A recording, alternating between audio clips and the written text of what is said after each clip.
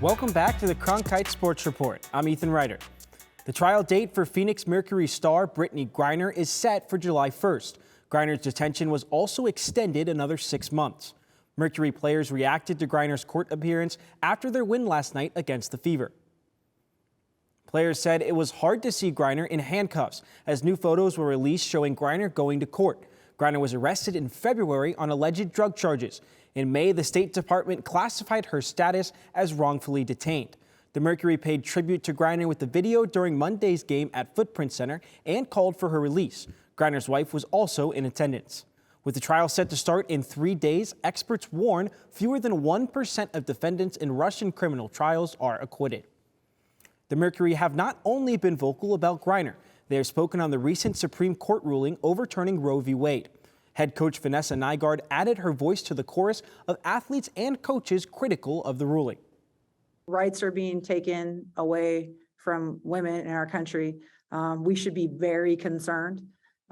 What's next? And we all need to make sure that we're making our voices heard, and there's election coming up. And this is not the will of the people.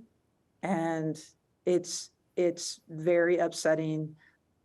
And more on-court adversity for the Mercury as they parted ways with Tina Charles over the weekend.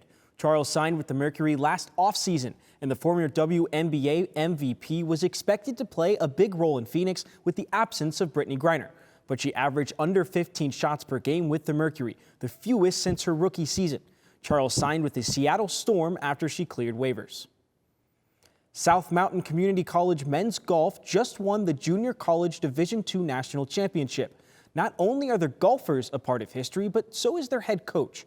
Cronkite News' Kyle Betts talked to Chelsea Carroll about her road to success in light of the 50th anniversary of Title IX last week.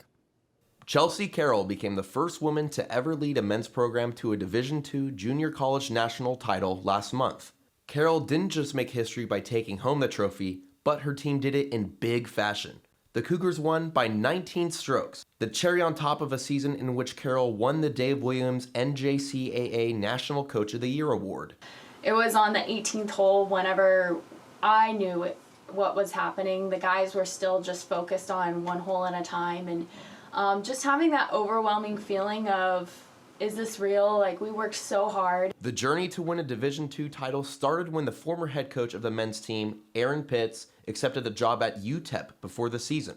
He recommended Carroll step in as the next head coach. Speaking with our athletic director about what do we do with the men's team, to me, the solution was right in front of us. Carroll, a former collegiate golfer herself at Rogers State University, was willing to embrace the challenge, all while overseeing the women's golf program as well.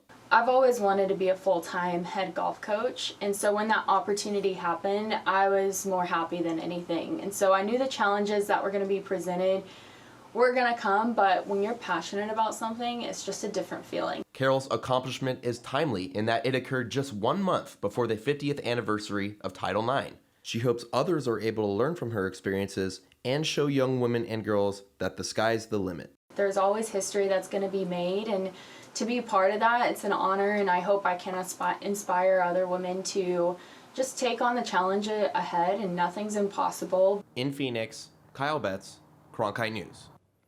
The Detroit Tigers made a rare trip to Phoenix for an interleague series against the Diamondbacks last weekend, which allowed rookie first baseman Spencer Torkelson to visit the ASU baseball diamond where he starred in college. Torkelson slugged 54 home runs over his 3 seasons as a Sun Devil, including a COVID-shortened 2020. He was the first overall pick in the 2020 MLB draft and entered this season as the Tigers' top prospect. Torkelson visited Phoenix Municipal Stadium over the weekend and told camera crews there that coming to ASU was, quote, the best decision of my life. JaVale McGee, Odell Beckham Jr., and other notable names borrowed Chase Field last week to play softball for a great cause. Cronkite News reporter Lauren Green was on the scene for what made this game stand out. Sun center JaVale McGee hosted his 6th annual Jug Life charity softball game at Chase Field in support of his foundation that promotes an active and healthy lifestyle from drinking more water. Devin Booker, Chris Paul, and other Suns players were in attendance, as well as a few notable names from the NFL and entertainment world, all in support of McGee's foundation. McGee came up with this foundation after his own results of drinking more water as a Denver Nugget. I started to drink a gallon of water a day, and just seeing the things that it was doing to my body, how I was feeling great, playing great. So it was just amazing, just because I got to experience it myself before I told other people to do it. JaVale's philanthropist mindset didn't come from anywhere. His mom has had a huge impact on his outlook on life and his charitable views. For us to be him to be in the NBA for 14 years, I've always told him that he lives a very blessed life, and to much is given, much is required. So you always have to plant seeds and give back. It was like, all right, we need to set up the foundations, and we need to make sure that you're giving back turkeys on Thanksgiving and you're giving gifts on Christmas. Events like these help McGee's foundation supply water education tours to public schools and build water wells in Uganda. McGee's mom sat in attendance to not only watch her son and daughter have fun, but to watch the values she instilled in him come to light. From Phoenix, Lauren Green, Cronkite News. And finally tonight, the Suns tendered a $16.4 million qualifying offer to DeAndre Ayton, a formality for the team who can now match any offer sheet the restricted free agent signs with another team. That's all for today's Cronkite Sports Report. Back to you, Jessica.